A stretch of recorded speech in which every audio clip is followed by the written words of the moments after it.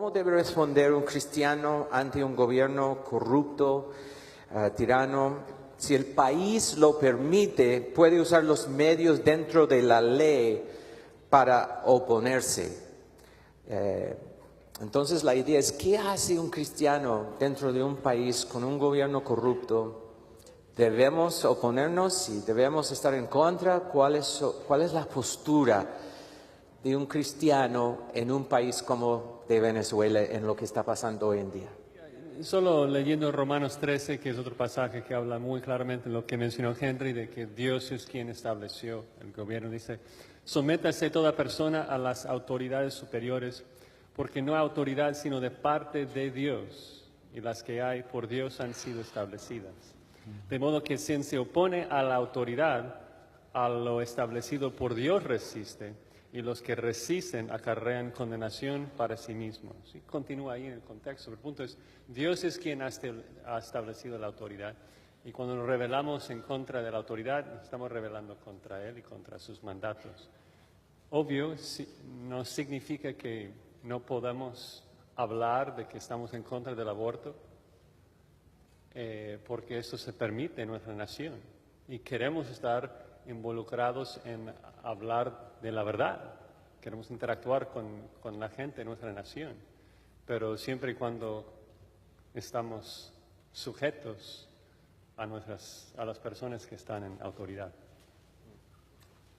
¿Sugel? Simplemente añadir el hecho de que Romanos 13 está después de Romanos 12. Gracias por aclararlo, porque estábamos confundidos, sí. No, el punto es que a veces nosotros vamos directo a Romanos 13, pero hay algo en el contexto que es importante, sobre todo para guardar el corazón, y de verdad los hermanos de Venezuela que están aquí, o cualquier otro país que esté en una situación similar. En el versículo 14 de Romanos 12 dice, bendecid a los que os persiguen, bendecid y no maldigáis. Y luego en el versículo 17 dice, no paguéis a nadie mal por mal.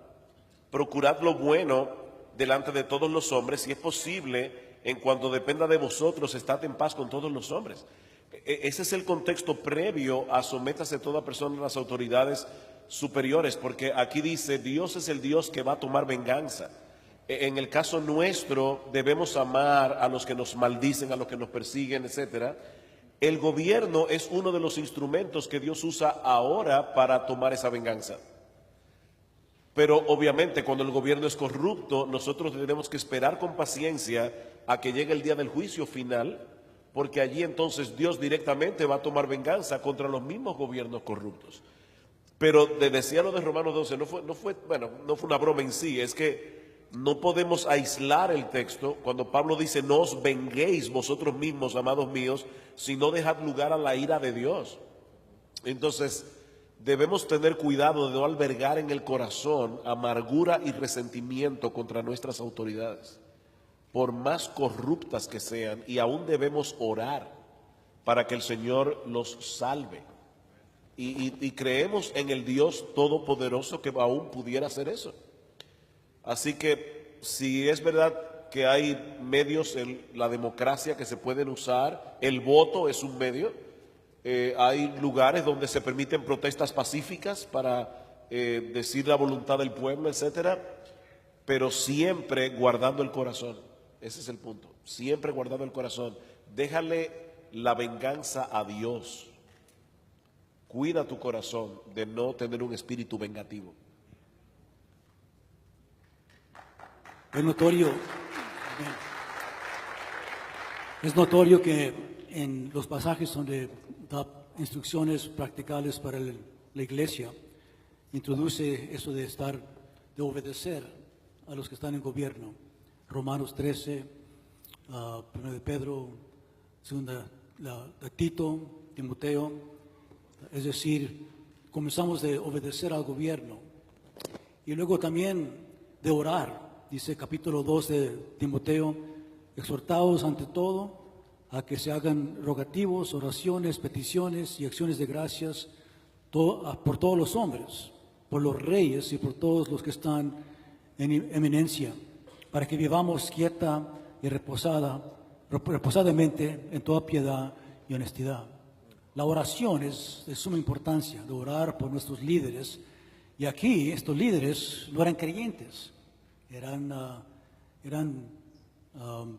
toscos, muchos de ellos. Pero la respuesta de orar por los que están en posición. También hay ocasión cuando uno va a resistir. En Hechos 4, Hechos 5, vemos que cuando la ley está contra la palabra, tenemos que obedecer la palabra y no las reglas de la nación, etc. Y hay ocasión cuando uno va a resistir y cuando eso sucede, vamos a pagar muchas veces con sufrimiento o con la muerte. Otra que en veces no vemos que se incluye es estar involucrado en el gobierno. Hay tal vez un pensamiento en los evangélicos que no es piadoso estar en el gobierno, es decir, de ser gobernante o representar, etcétera, estar involucrado en el gobierno. Y con eso sufrimos, porque tenemos que ser sal en el mundo. Y qué mejor de estar involucrado, no nomás en votar, pero también en ocupar posiciones donde vamos a hacer una gran diferencia en lo que la gente va a hacer en la ciudad.